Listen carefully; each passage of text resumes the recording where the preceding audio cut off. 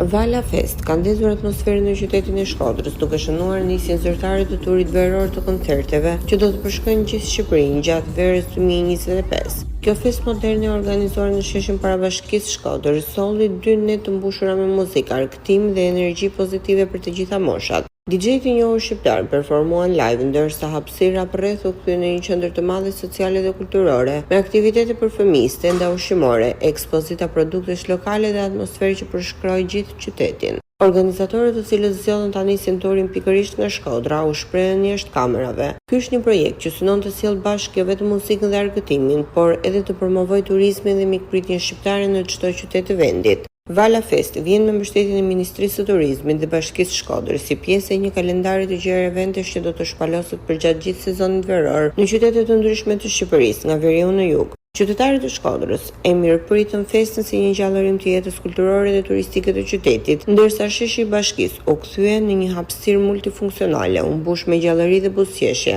Pas Shkodrës, Vala Fest do të vijë rrugtimin e saj në qytete të tjera turistike për të sjellë muzikën, promovimin kulturor dhe momente të paharruara gjatë gjithë verës 2025.